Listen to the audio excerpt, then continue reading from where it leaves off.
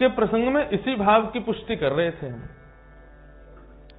कि वेद जो हैं वो भले ही कितने भी रूपों में कहें आपको यज्ञ करो, ये करो, तीर्थ यात्रा करो, ग्रहण के समय पर ये नियम अपनाने चाहिए, ऐसे करना चाहिए, ऐसे करना चाहिए, लेकिन वास्तव में यज्ञ इन सब वस्तुओं के प्रति हमको अग्रसित करने को केवल संकेत में कहता है।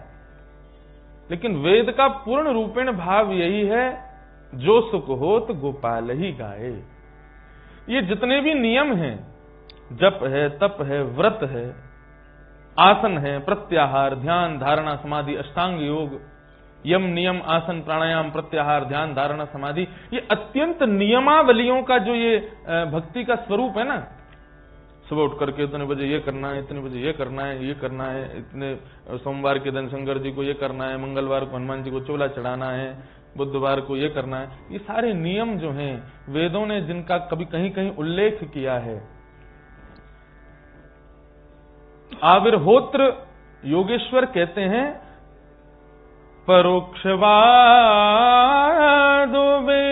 वेदोयम, वेद परोक्षवादी है, मतलब वेद कहेगा ऐसा करो,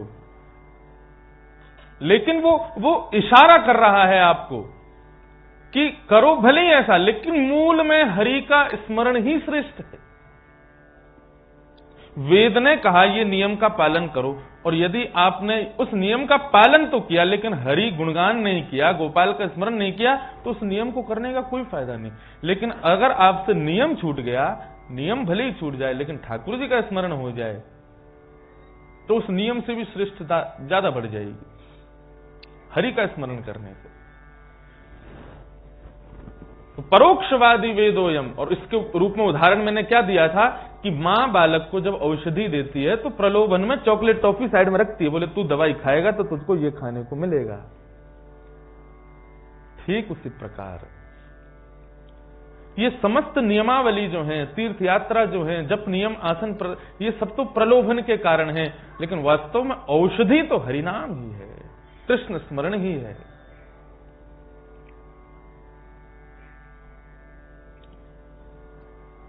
सो सुख नाहि किए जप तप के, कोटिक तीर्थ नहाए। जप तप और तीर्थ याटन करने से भी वो सुख की प्राप्ति नहीं होती जो सुख श्याम सुंदर के सामने उन्हीं का नाम गुणानुवाद गाने में होती है, उनके मंगल में स्मरण में होती है। वो सुख कहीं नहीं है।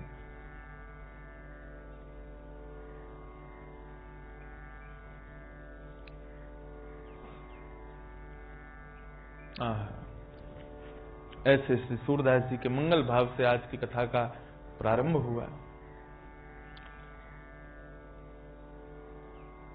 9 योगेश्वरों में अब तक हम 8 योगेश्वरों के भाव श्रवण कर चुके हैं। राजा निमि सामने बैठे हैं और प्रश्न करते जा रहे हैं, और उन प्रश्नों के उत्तर में योगेश्वर यहां पर कह रहे हैं।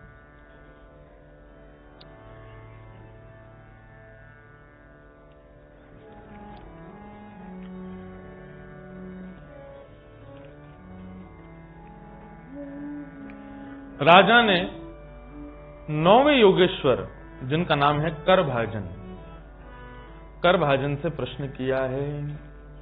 कस्मिन् काले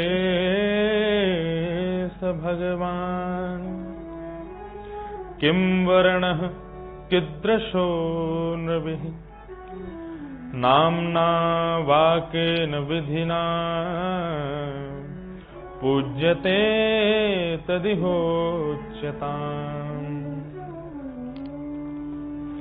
बहुत ध्यान से सुनिएगा। निमि प्रश्न कर रहे हैं, महाराज कस्मिन् काले स भगवान किम वर्णः कीदृशो नृभिः नाम्ना वाकेन विधिना पूज्यते तदिहोच्यताम्। तो राजा निमि करभाजन से पूछते हैं, बहुत सुंदर प्रश्न करते हैं। वे कह रहे हैं कस्मिन् काले स भगवान किम वर्णः कीदृशो नृभिः नाम्ना वाकेन विधिनः पूज्यते तदिहोच्यताम्। किस किस काल में भगवान कौन से वर्ण में प्रकट होते हैं, कौन से रंग में प्रकट होते हैं, प्रत्येक युग के बारे में हमको बताइए। और प्रत्येक युग में मानव का स्वभाव कैसा होता है, सतयुग में कैसा होता है, त्रेता में कैसा, द्वापर में कैसा, कलिकाल में कैसा, और प्रत्येक युग में मानव के कल्याण का साधन क्या है। 9 ऋषि थे ना, 9 योगेश्वर थे, 8 से पूछ चुके, तभी राजा निमि ने देखा अंतिम बचे हैं, तो अब इनसे एक ही प्रश्न कर सकते हैं, तो एक ही प्रश्न में 3 प्रश्न कर लिए उन्होंने कि महाराज ठाकुर जी का वर्ण कौन कौन से होते हैं, मानव का स्वभाव कैसा होता है, और मानव के कल्याण का साधन चारों युगों में कौन कौन सा है, सतयुग में मानव कल्याण कैसे होता है, त्रेता में आदि, वो सब यहां पर प्रश्न किया गया और करभाजन योगेश्वर उसका उत्तर दे रहे हैं। सबसे पहले सतयुग का वर्णन कर रहे हैं। कृते शुक्ल चतुर्बाहु जटिलो वक्ललांबरः कृष्णाजिनोपविताक्षान् बिभ्रद्दंड करमंडलू। ठाकुर जी सतयुग में कैसे रंग में प्रकट होते हैं, ठाकुर जी का वर्ण कैसा होता है, तो कृते शुक्लश चतुर्बाहु, ठाकुर जी सतयुग में श्वेत रंग के होते हैं। ठाकुर जी का जो कहा जाए, जो उनका कॉम्प्लेक्शन होता है वो सफेद होता है, इसलिए एक श्लोक गाया जाता है। वैसे ठाकुर जी श्याम वर्ण के, सब जगह श्याम श्याम श्याम ही कहा गया है, लेकिन एक श्लोक में कहा जाता है शुक्लांबरधरम विष्णुम शशिवर्णम चतुर्भुजम। ठाकुर जी को कृष्ण वर्णम नहीं कहा गया, शशि वर्णम, शशि यानी चंद्रमा। ठाकुर जी सतयुग में कैसे होते हैं, बोले चंद्रमा के वर्ण के होते हैं, बिल्कुल गोरे। कई मंदिरों में महाराज जी जाते हैं तो वहां पे जब जयपुर से लोग अपने अपने घरों में ठाकुर जी की सुंदर स्थापना करते हैं, तो यहाँ पे तो व्हाइट मार्बल का खूब बढ़िया काम उससे, तो कई लोग कहते हैं हमको श्याम वर्ण के ठाकुर जी चाहिए, तो ठाकुर जी का रंग तो श्याम है ना। मैंने कोई नहीं, आपके यहाँ ठाकुर जी सतयुग के पधारे हैं, ये शुक्ल वर्ण के हैं, शुक्ल वर्ण के ठाकुर जी।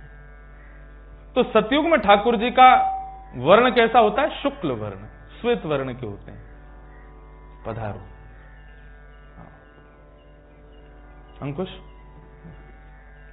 विराज।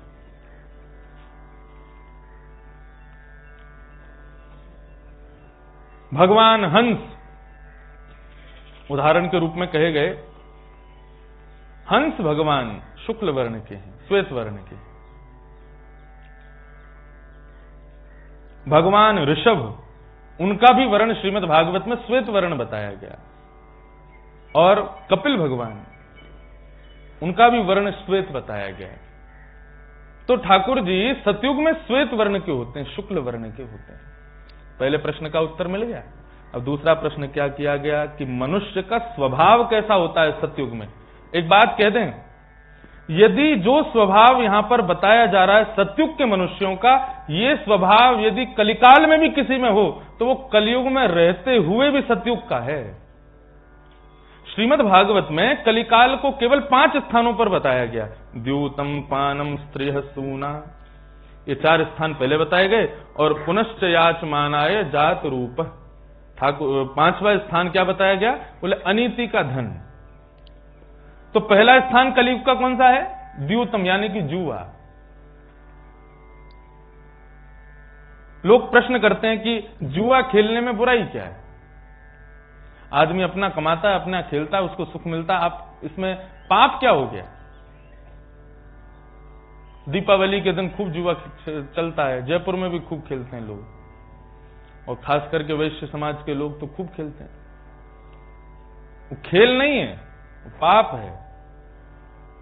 लक्ष्मी हम सबके जेबों में विराजमान है, घरों में विराजमान है, भगवान नारायण की पत्नी है, हमारे गोविंद देव जी की सहचरी है लक्ष्मी, चरणों में विराजती है। ठाकुर जी ने कृपा करके हम सबको लक्ष्मी प्रदान की है और लक्ष्मी को कह करके भेजा है कि इनको सुख दो, इनको शांति दो, इनको सुगमता दो, ताकि मेरा भजन कर सकें।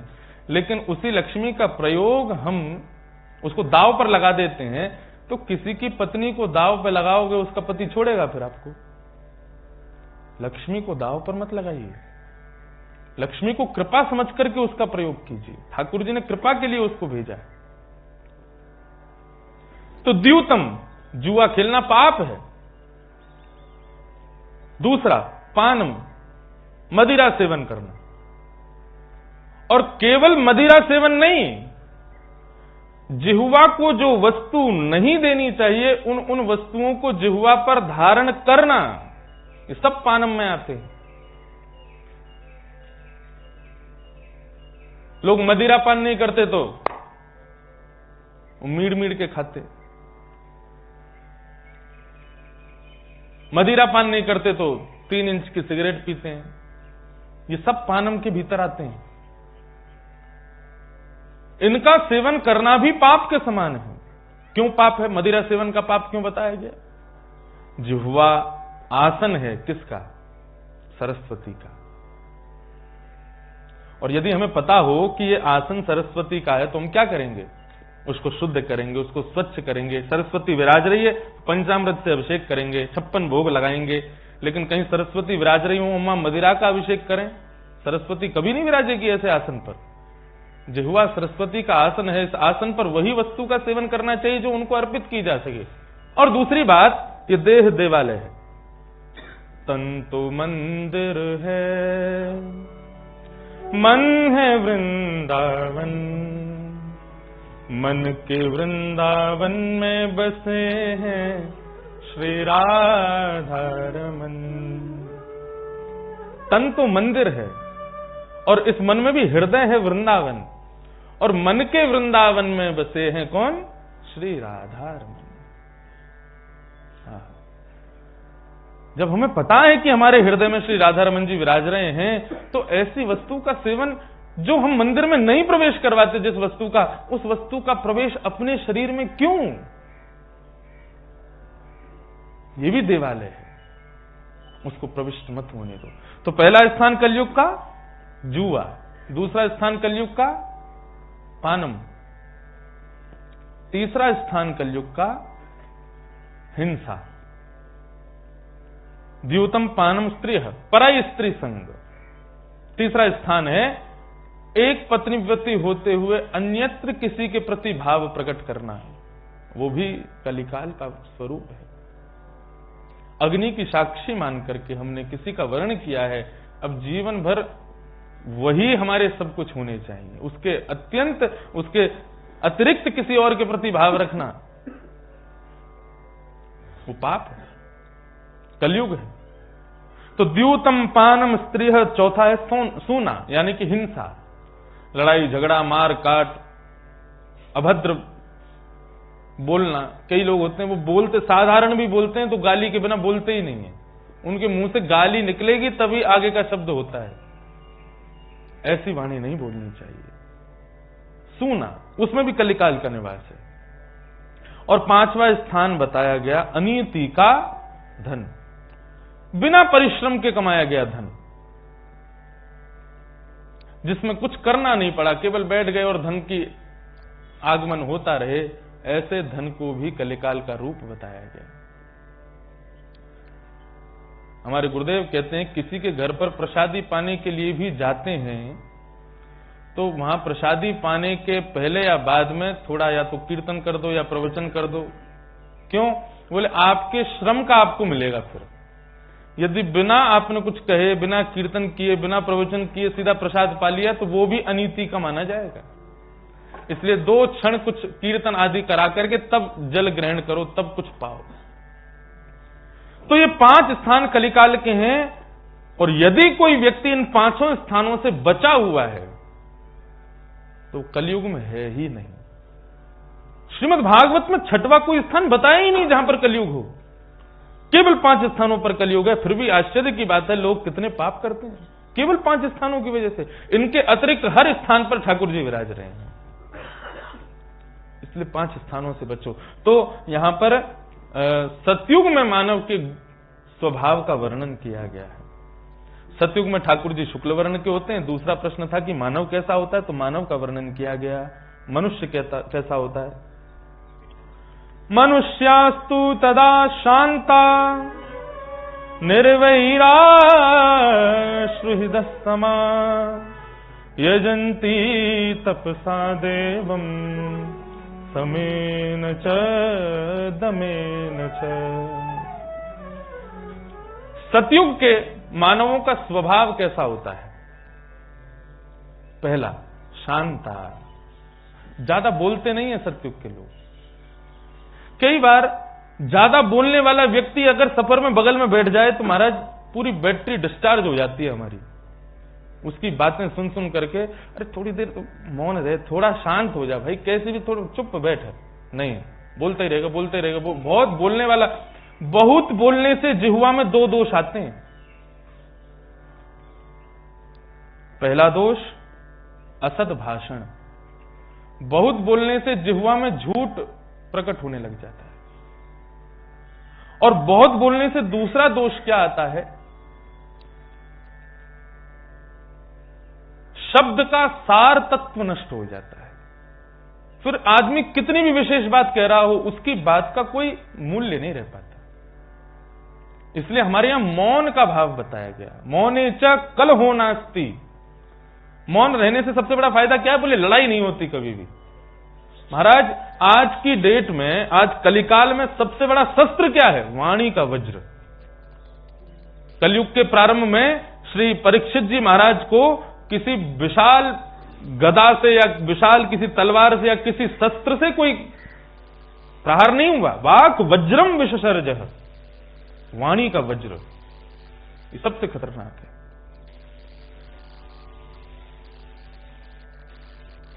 वाणी, हमने कुछ नहीं किया भैया, निकाल दूं इसको, ठीक है।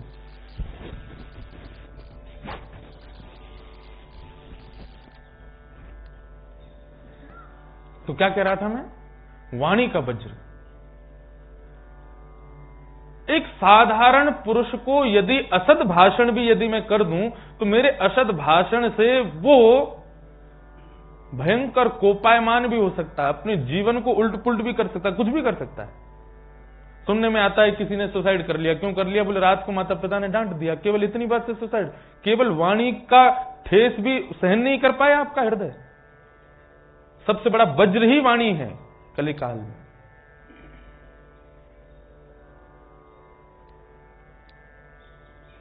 तो शांता, सतयुग के लोगों में सबसे पहला गुण है वो शांत रहते हैं, ज्यादा बोलते नहीं।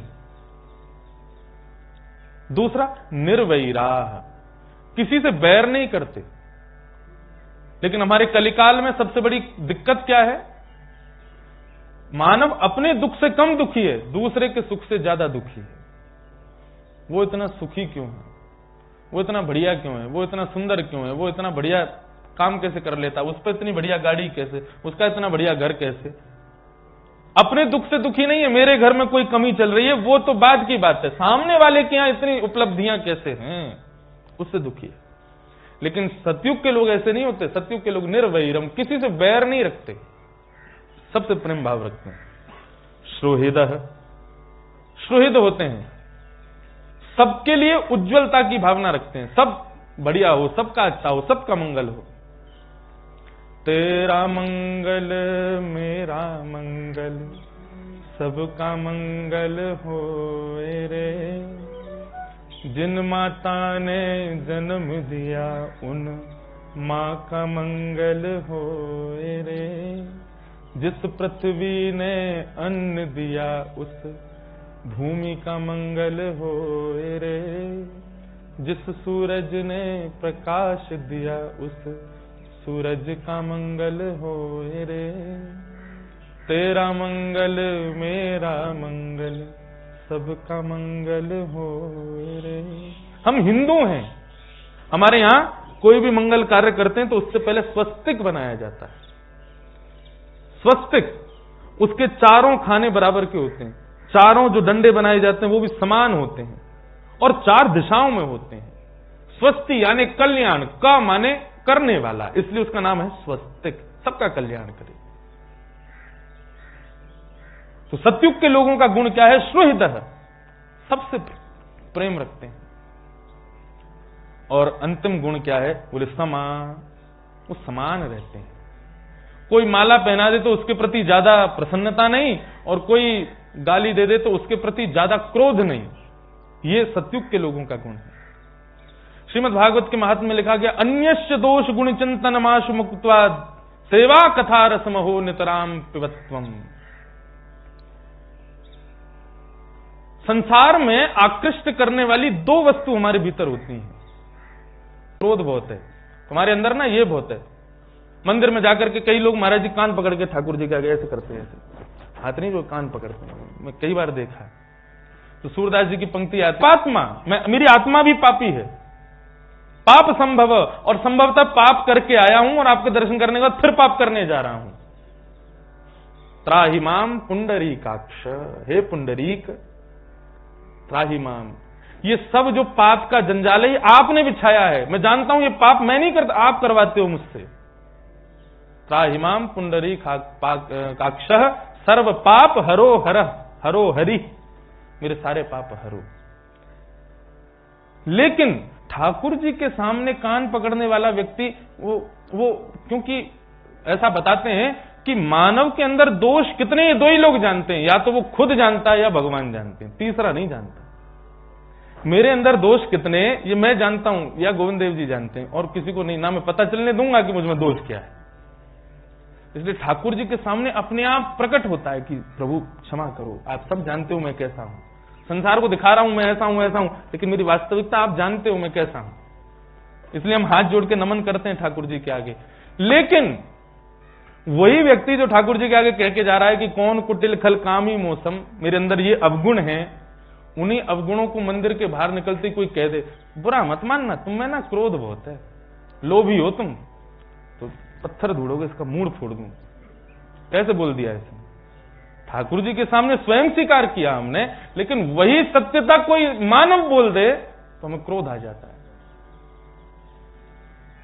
एक और स्वभाव बताऊं, जो कमी मानव में नहीं होती, सामने वाला वो कमी कह दे ना, तुम में ये कमी है, तो हमको बुरा नहीं लगता, अरे ऐसा कुछ है ही नहीं, आप गलत सोच रहे हो। लेकिन कोई कमी बता दे जो हम में है, तो हमको गुस्सा ज्यादा आ जाता है। हमको ये लगता है इसको पता कैसे चल गया, ये बोल कैसे रहा है इस बात को, उससे क्रोध ज्यादा आता है। तो कल को किसी को कुछ कहो और वो क्रोध करने लगे तो समझ जाना निश्चित है इसके अंदर ये दुर्गुण। समा, सतयुग के लोग सम रहते हैं, उनके भीतर सबके प्रति कोई क्रोध नहीं है किसी के प्रति। सम। और सतयुग में भगवत प्राप्ति का साधन क्या है? 3 प्रश्न है ना, ठाकुर जी का वर्ण, मानव का स्वभाव और भगवत प्राप्ति का साधन। तो भगवत प्राप्ति का साधन क्या है? बोले यजंती तपसा देवम समेन समेन च दमेन च। यजंती तपसा देवम, सतयुग में भगवत प्राप्ति का साधन है तपस्या। सतयुग में प्रत्येक राजा को, प्रत्येक व्यक्ति को एक समय के बाद घर त्याग करके वन में जाना पड़ता था, हिमालय में जाना पड़ता था, अलग अलग प्रकार से शरीर को कष्ट देते हुए भजन करना पड़ता था, तपस्या करनी पड़ती थी, तब जाकर के कल्याण होता था। सतयुग में भगवत प्राप्ति बहुत कठिन है, भयंकर कठिन। श्री ध्रुव जी महाराज के विषय में प्रसंग में आता है कि जब ध्रुव जी को 5 महीने में भगवान मिल गए, तो ध्रुव जी को जैसे ही भगवान मिले तो हिमालय पर बैठे हुए सब संत महात्मा अपने अपने कमंडल उठा करके घर को लौटने लगे। किसी ने पूछा कहां जा रहे हैं महाराज सब लोग? बोले कि भगवान पक्षपाती हैं, हम इतने वर्षों से भजन कर रहे हैं और हमको दर्शन नहीं दिया। वो राजा का बेटा है ना, धनवान है, सुंदर है, उससे बहुत सारी सेवा ठाकुर जी को प्राप्त होंगी, इसलिए उसके प्रति आकृष्ट होकर 5 ही महीने में उसको दर्शन दे दिया। और हम यहाँ घर छोड़ा, पत्नी छोड़ी, भाई छोड़िया, बंधु छोड़िया, छोड़िया जग सोई, साधुअन संग बैठ बैठ, साधुअन संग बैठ बैठ, लोक लाज खोई रे, मेरे तो गिरधर गोपाल, दूसरो न कोई, दूसरो न कोई, मेरे तो गिरधर गोपाल, दूसरो न कोई, दूसरो न कोई। कल इस कथा के एक श्रोता से और मिले हम। ये जहां कथा चल रही, अब तो मैं बता दूं कहां से, कनक वृंदावन में चल रही है। 7 दिन से मैं बोले ही नहीं रहा था नाम, यानी कि कहीं बहुत भीड़ ना आ जाए, लेकिन फिर भी देखो महाराज बिना बताए इतने आ गए। अब सुनने वाले भागो दौड़ो पहुंच जाओ, 1 घंटा और बचा कथा का। आ सको तो आ जा, कल से तो खूब आओ, हम तो रहेंगे ही नहीं यहाँ पे, हम तो आज हो गया विराम। तो यहां आसपास ये सुंदर सुरम्य वातावरण, ये सब इस कथा के श्रोता थे। लेकिन एक कथा के श्रोता यहां से ज्यादा 4-5 किलोमीटर दूर बैठे थे। जगत शिरोमणि, जगत शिरोमणि जी का मंदिर आमेर किला के नीचे, श्री मीराबाई के ठाकुर जी, कल उनका मंगलमय दर्शन हुआ। तो कल दर्शन जब हुआ, हमारे विट्ठल भैया हमको लेके गए, तो दर्शन करते पहला भाव क्या आया, ठाकुर जी 7-6 दिन से कथा सुन रहे हैं और आज तुलसी दल के रूप में दक्षिणा देने बुलाया है दास को। नहीं तो मुझे तो पता ही नहीं था, मैं इतनी बार जयपुर आया, आमेर आया, कभी पता ही नहीं था कि इतना सुंदर भव्य दिव्य मंदिर यहां पर विराजमान है। और वो भी मानसिंह राजा ठाकुर जी को चित्तौड़गढ़ से लेके आए, जो मीराबाई की सेवा में ब्याह के पश्चात पधराए गए थे, वो यहां विराजते हैं जयपुर में। हमको पहली बार पता चला। कल उनका दर्शन करके यही लगा मानो ठाकुर जी कथा सुन रहे थे, और वहां जब पुजारी जी ने तुलसी दी तो मैंने कि लो दक्षिणा भी मिल गई है, ठाकुर जी ने कथा सुनने की दक्षिणा दी है।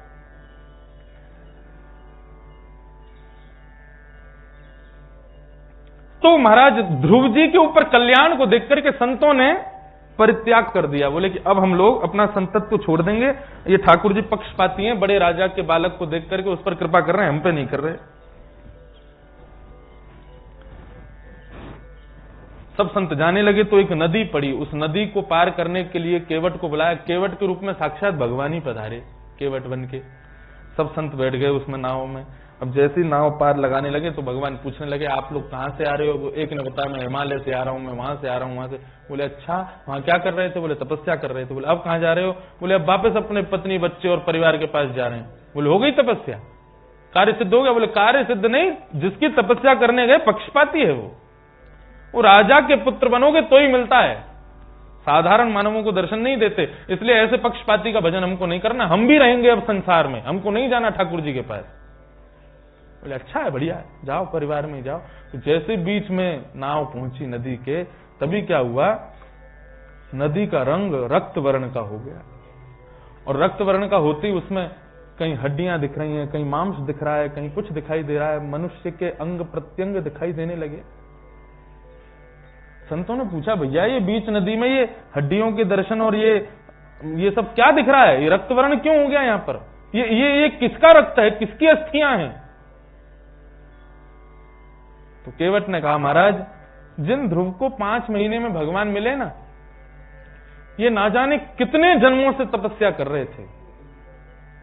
हर बार अपने जीवन की तपस्या करते करते करते करते करते करते जब अंतिम श्वास लेते, हरिस्मरण करते, इस नदी में अपने प्राणों का परित्याग कर देते, फिर दोबारा जन्म लेते, फिर तपस्या करते, फिर अंत होते, फिर अपने प्राणों का परित्याग करते। ऐसे ना जाने असंख्य इन्होंने जन्म लिए और इनके जीवन के पिछले जन्म में केवल 5 महीने शेष रह गए थे भगवत प्राप्ति में।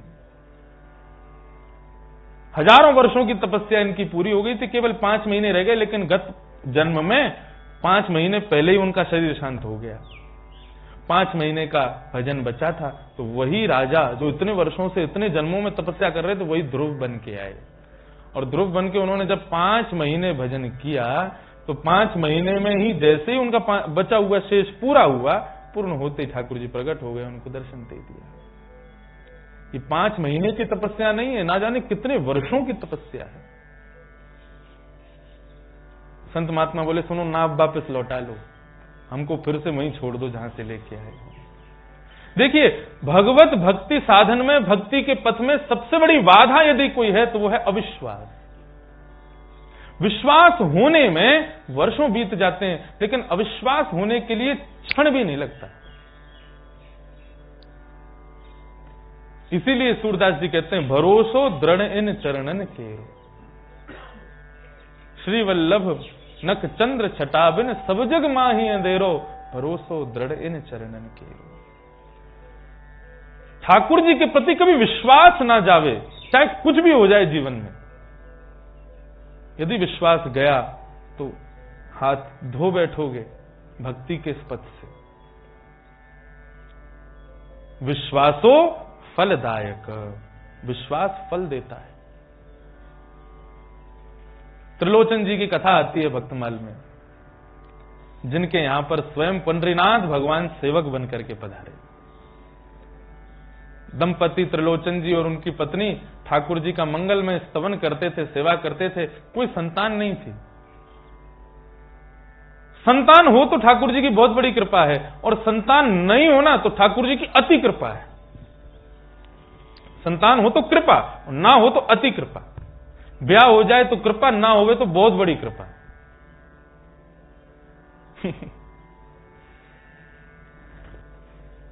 मतलब संपूर्ण जीवन सिंगल ही निकल जाए तो समझो ठाकुर जी बहुत बड़ी कृपा कर रहे हैं। उसके पीछे भाव क्या वो सुनो।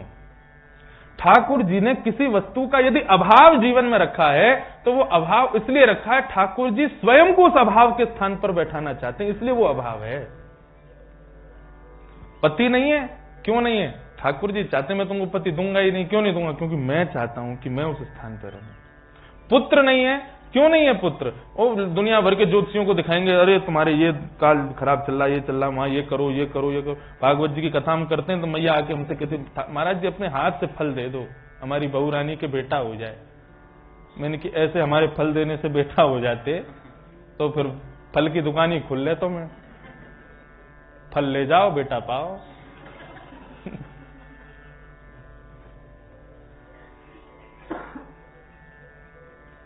कभी ऐसा कहा है कि महाराज जी ऐसा फल दो जिसको पाकर के ठाकुर जी के चरणों में हमारी रति और अधिक हो जाए? कभी ऐसा कहते हैं हम? कभी नहीं कहते।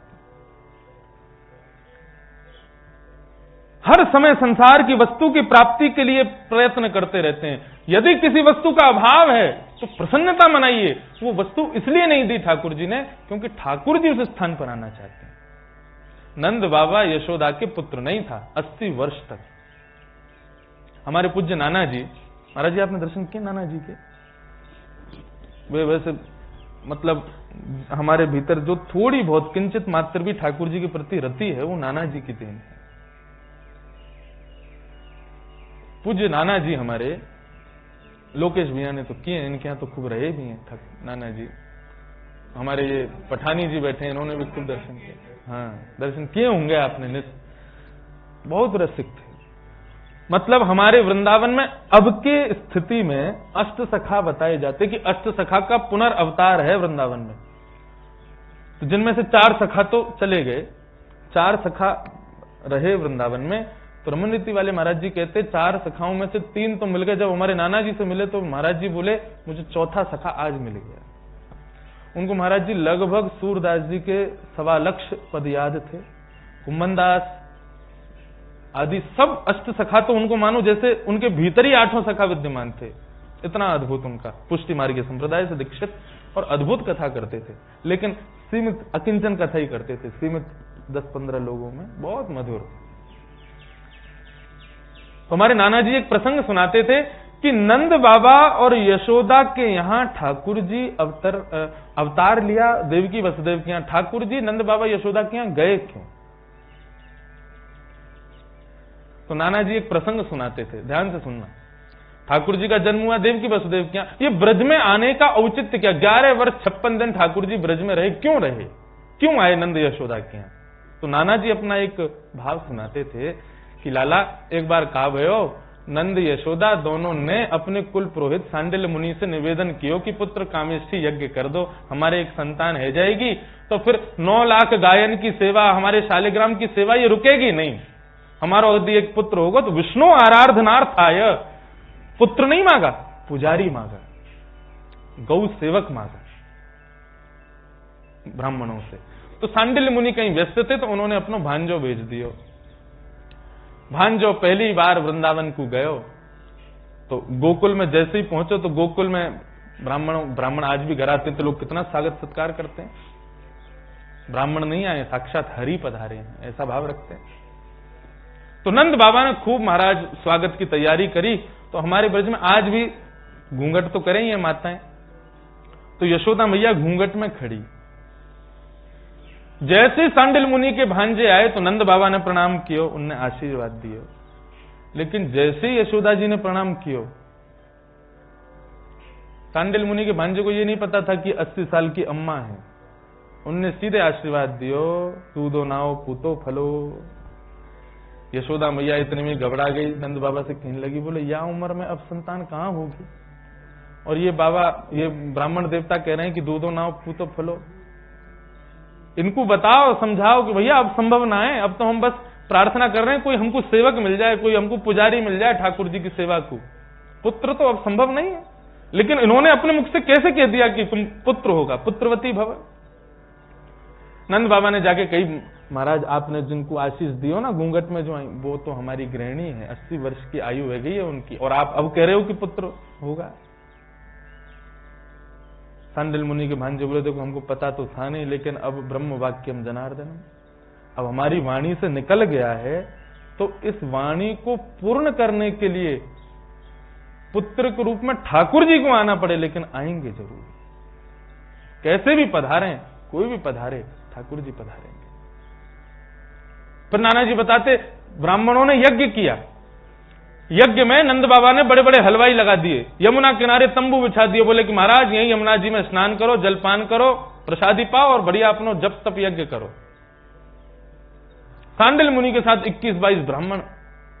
अब सवेरे ते ही महाराज कढ़ाई चलवी शुरू हो जाती, आलू की बढ़िया सब्जी, बाकी संग में बेड़ई पूड़ी कचौरी, ये तो सवेरे को नाश्ता है ब्रजवासी इनको, बाकी संग जलेबी। अब जैसे ही मधुर मधुर सुगंधी महाराज देसी घी की आवे, सब ब्राह्मण उठ करके संध्या वंदन करके जप के लिए बैठे, इतने में हलवाई ने आवाज लगाई, बोले आ जाओ सबरे, आ जाओ, नाश्ता बाल भोग कर लो। सब ब्राह्मण बोले अब अनुष्ठान शुरू कर लेंगे, पहले बाल भोग करिए हमें, करो। अब महाराज बाल भोग ही ऐसो कियो, राज भोग जैसो, ये दबा के महाराज आलू की सब्जी, बेड़ई कचौड़ी जलेबी तन गए सबरे। अब जैसे अनुष्ठान करवे बैठे, सोई उबासी आने लगी, सबन के हालत खराब। सब आचार्य जी से बोले महाराज इतनो खाली हो, नर भर गए हो यहां तक, अब अनुष्ठान नहीं कर पाएंगे। बोले फिर एक काम करो, नेक देर पौड़ जाओ, सबरे लेट जाओ, और राजभोग के समय उठ करके पुनः स्नान करके पुनः अनुष्ठान करेंगे। ठीक है।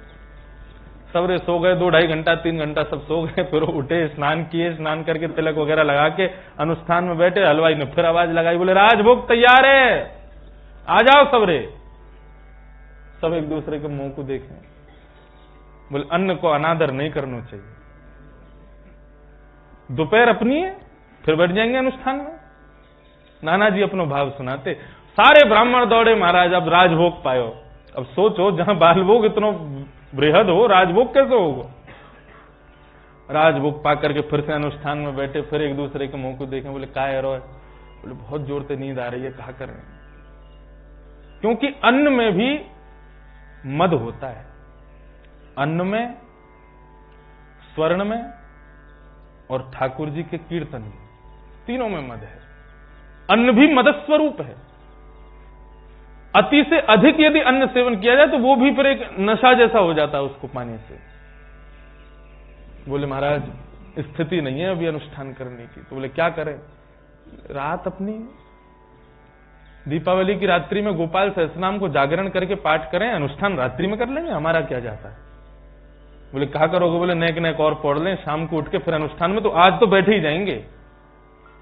दोपहर में फिर से पड़ गए, शाम को उठे, यमुना स्नान करके तिलक आदि लगा करके जैसे ही बैठे, ब्यारू तैयार है, जैसे ही महाराज आमंत्रण आयो है कि रात्रि को भोजन तैयार है, तब ब्राह्मण एक दूसरे को देखने लगे, कहा करें, बोले अब पा ही लो। और रात्रि को पा करके सब ब्राह्मण तन के बिस्तर पर लेट गए, आकाश मंडल की ओर देखें, हे विधाता, ये नंद बाबा यशोदा हम ब्राह्मणन की इतनी सेवा कर रहे हैं, इतनी सेवा कर रहे हैं, कछु है जाए, इनके यहाँ भले पुत्र को योग नहीं हो तो आपको आना पड़े तो आप आ जाइए, लेकिन इनके घर पुत्र होना चाहिए। हम इनकी सेवा से इतने प्रसन्न है कि वह प्रसन्नता से आपको कह रहे हैं कि इनके घर पुत्र तो होना चाहिए। तुम्हारे नाना जी कहते अनुष्ठान भयो ही नहीं, वो केवल भोजन पा पा करके और देवतांत कहते कि नंद बाबा पे कृपा करो, यशोदा के यहाँ पुत्र होना चाहिए। तो उन ब्राह्मणन के प्रेम के वशीभूत है करके ठाकुर जी, भले ही पुत्र योग नंद यशोदा के नहीं था, जन्मे देवकी वसुदेव के यहाँ, लेकिन कुछ क्षण रुक करके तुरंत बोले अभी छोड़ के आओ हमको उनके यहाँ, क्योंकि ब्रह्म वाक्यम जनार्दन, ब्राह्मण ने कहा है हमको उनकी वाणी पूरी करनी है, इसलिए ठाकुर जी ब्रज में पधारे। तो यदि जीवन में किसी वस्तु का अभाव है, पुत्र नहीं, पुत्री नहीं, मित्र नहीं, उन सबके स्थान पर ठाकुर जी को विराजमान कर दो। उस अभाव की जगह ठाकुर जी का भाव विद्यमान कर दो, फिर वो अभाव अभाव सा लगेगा ही नहीं।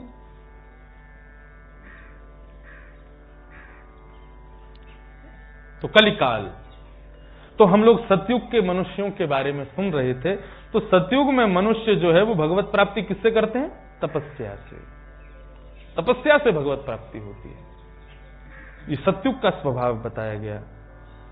सतयुग के बाद दूसरा युग आता है त्रेता युग। त्रेतायाम रक्त वर्णोऽसौ चतुर्वास्त्रिमेखलः हिरण्यकेतुर्संयत्मा शत्रुकस्त्रो वाद्युपक्षरम्। त्रेता युग में ठाकुर जी रक्त वर्ण के, लाल, ठाकुर जी का वर्ण लाल वर्ण है। परशुराम लाल वर्ण के थे। विभु ठाकुर जी का स्वरूप ये लाल वर्ण का था। विश्वक्सेन भगवान ये भी रक्त वर्ण के थे। तो त्रेता में ठाकुर जी का वर्ण कैसा है? रक्त वर्ण का है, लाल लाल होते हैं ठाकुर जी। और इस त्रेता युग में मानव का स्वभाव कैसा होता है? यजन्ति विद्यया त्रय्या धर्मिष्ठा ब्रह्मवादिनः। त्रेता में मानव कैसा होता है? बोले धर्मिष्ठा ब्रह्मवादिनः, ब्रह्म के उपासक होते हैं और धर्मिष्ठा, धर्म का पालन करने वाले होते हैं। मानव जो धर्म कहेगा, जैसा धर्म में वर्णन है, जैसा शास्त्र आज्ञा करते हैं, वैसा ही करते हैं त्रेता युग के लोग, उससे अतिरिक्त कोई कार्य नहीं करते। आजकल कलिकाल में क्या होता है कि कई बार हम वेदोक्त बातों को, धर्म युक्त बातों को इतना विशेष प्रभाव नहीं देते। लोग फिर कहते हैं, बोले महाराज जमाना बदल रहा है, आप भी बदलो, कहां वेदों की शास्त्रों की बातों पर आज भी पुराने धर्रे पर चल रहे हो। ऐसा आप सामान्य, अब आज के युग में इतना आवश्यक नहीं, अब ये नहीं ऐसा करना चाहिए। हम लोग ऐसा करके टाल देते हैं बातों को। लेकिन त्रेता युग के लोग कैसे होते हैं? बोले धर्मिष्ठा, चाहे कुछ हो जाए लेकिन धर्म ने जैसा वर्णन किया हमको वैसा ही करना है। ब्रह्मवादिनः, ठाकुर जी के उपासक होते हैं त्रेता युग के लोग। और यहां मुक्ति का साधन क्या है? यज्ञ। सतयुग में तपस्या, त्रेता में यज्ञ, हवन। जितने घी के पीपे आपके खत्म होंगे यज्ञ में, उतनी जल्दी मुक्ति मिलेगी आपको। यह है त्रेता युग। सामान्य व्यक्ति यहां पर भी मुक्ति नहीं पा सकता। गौ होनी चाहिए, उसका शुद्ध देसी घी होना चाहिए, उससे यज्ञ करोगे तो ही भगवत प्राप्ति होती है। यह त्रेता युग का वर्णन है। और फिर आता है द्वापर युग।